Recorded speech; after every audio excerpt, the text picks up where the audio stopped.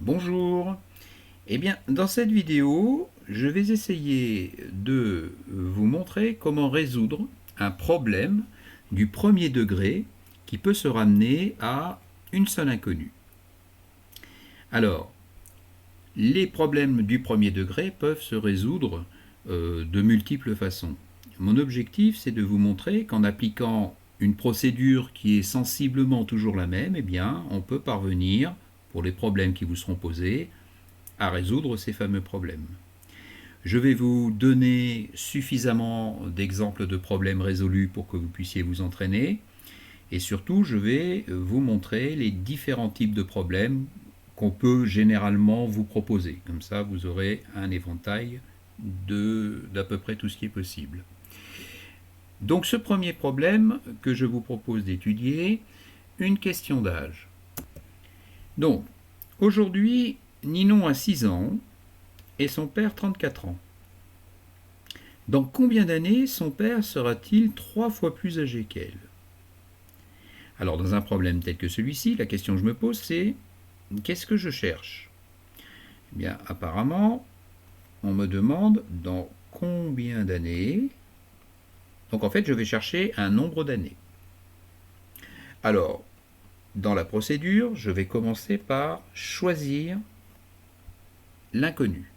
Donc qu'est-ce qui est inconnu? Bien, ce que je cherche, c'est un nombre d'années. Alors en général, on associe à ce qu'on cherche une lettre, et ici, cette lettre c'est x. La plupart du temps, on choisit x. Pourquoi? Parce qu'on apprend à résoudre des équations avec comme inconnu x. Donc je vais marquer soit x, le nombre d'années cherché. Donc celui qu'on cherche à déterminer.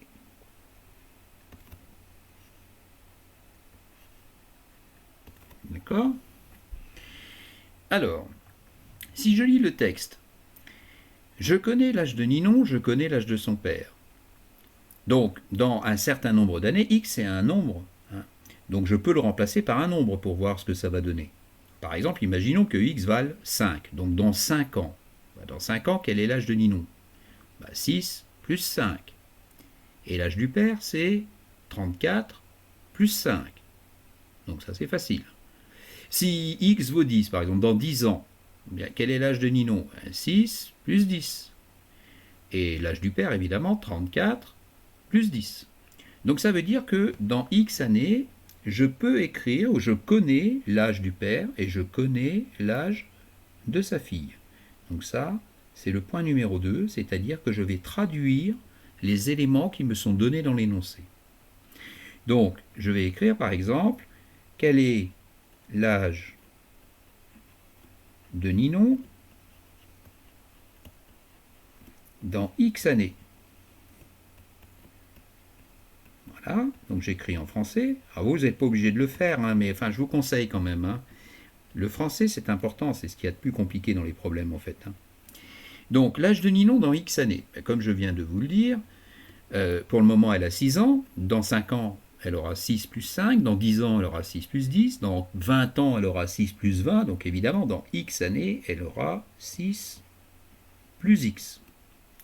Donc retenez bien que quand vous écrivez ça, vous connaissez l'âge de Ninon dans X années. Vous connaissez son âge c'est 6 plus X. Comme si X était un nombre. De la même façon, vous allez noter l'âge du père de Ninon. Donc l'âge de son père dans X années. Voilà, l'âge de son père dans X années.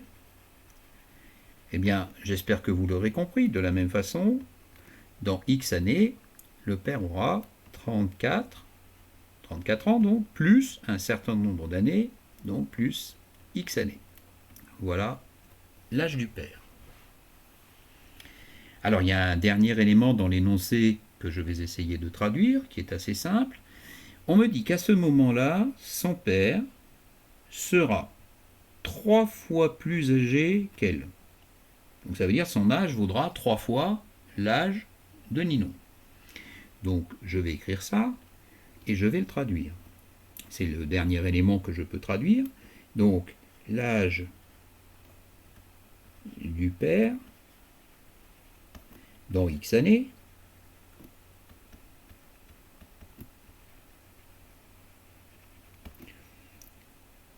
est égal à 3 fois l'âge de sa fille.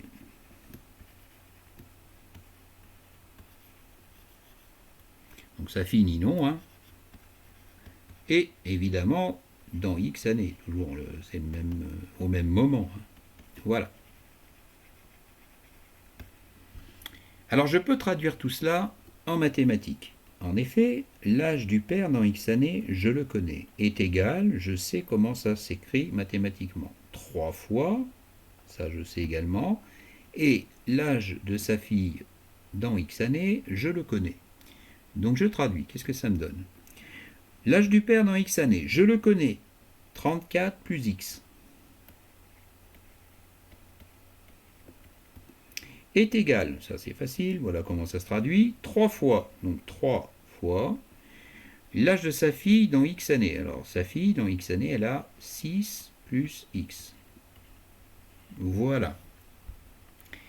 Eh bien, j'ai déterminé, j'ai trouvé l'équation qu'il me faut résoudre. En fait, j'ai terminé le problème là. La difficulté du problème, c'est de trouver l'équation. Ça n'est surtout pas de la résoudre. La résoudre, c'est pas la difficulté. Hein. Donc, il faut résoudre. Ça, c'est le point relatif à l'équation.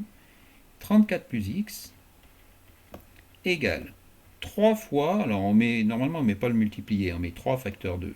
3 fois 6 plus x. Voilà. Ça, c'est l'équation qu'il faut résoudre pour déterminer la valeur de x que l'on cherche. Alors, j'insiste bien, résoudre l'équation, ça n'est pas la difficulté du problème. La difficulté du problème, c'est de trouver l'équation à résoudre. Donc, il faut s'exercer à résoudre des équations. En fait, c'est un outil, une procédure. Donc il faut vous entraîner si vous ne savez pas bien le faire, c'est important. Et puis par la suite, j'essaierai de vous proposer des vidéos pour vous montrer comment résoudre des équations simples. Alors pour le moment, je vais résoudre cette équation. Donc 34 plus x égale 3 fois 6 plus x. Donc allons-y. 34 plus x égale 3 fois, donc 3 facteurs 2, 3 fois 6 plus x.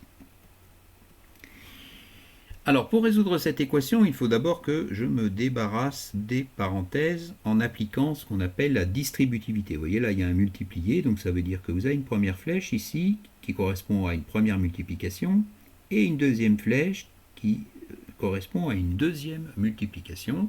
Donc ça s'appelle la distributivité de la multiplication par rapport à l'addition. Alors, je vais commencer par faire ça. Donc ça va me donner, bon, ici ça ne change pas, 34 plus x égale. Alors, première flèche, 3 fois 6, 18.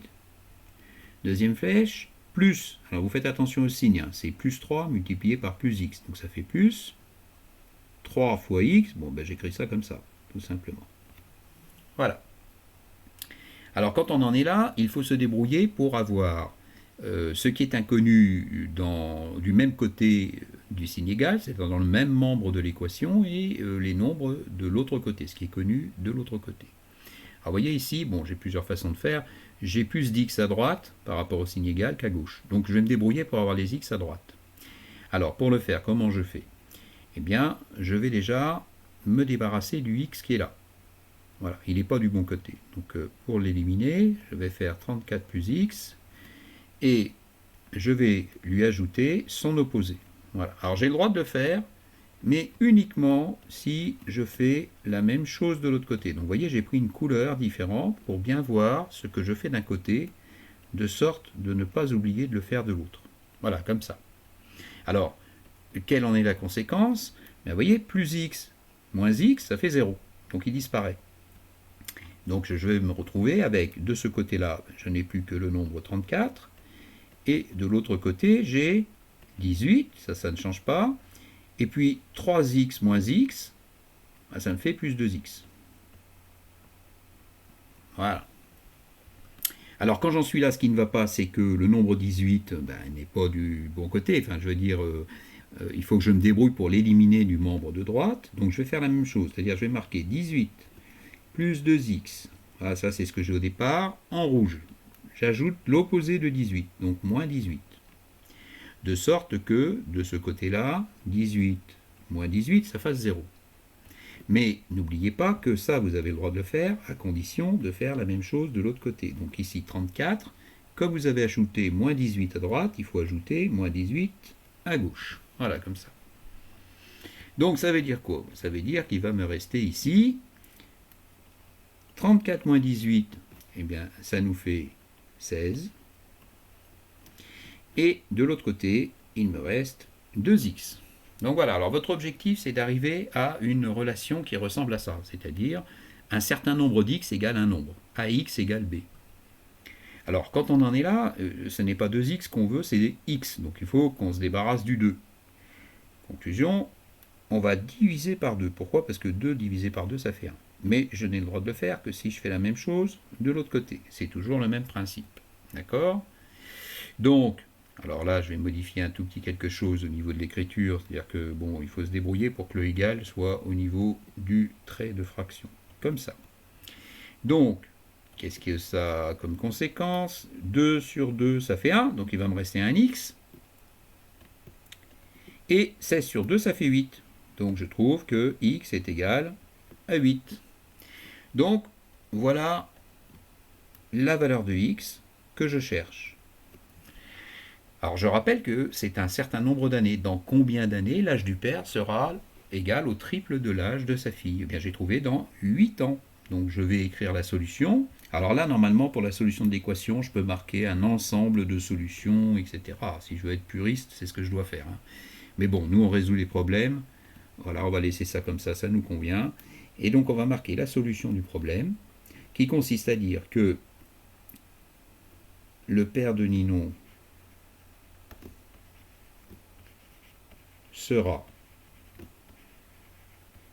3 fois plus âgé qu'elle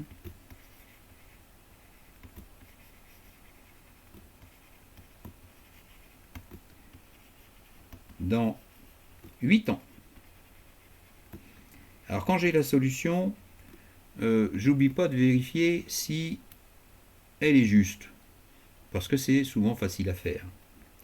Donc, dans 8 ans, l'âge du père, voilà, dans 8 ans,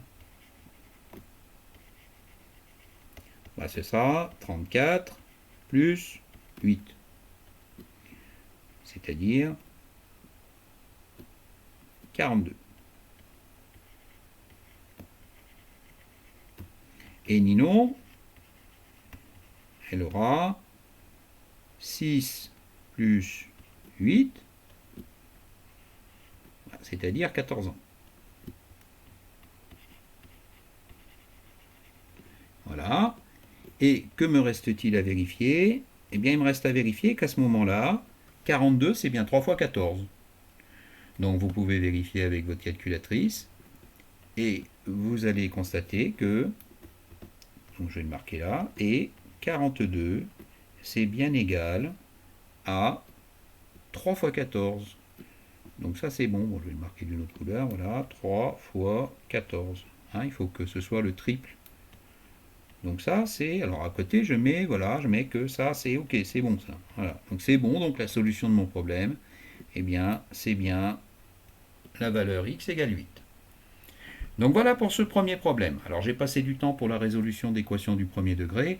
Je vous rappelle ainsi la procédure à suivre pour résoudre ce type d'équation. Alors, on va passer ensuite à un deuxième problème.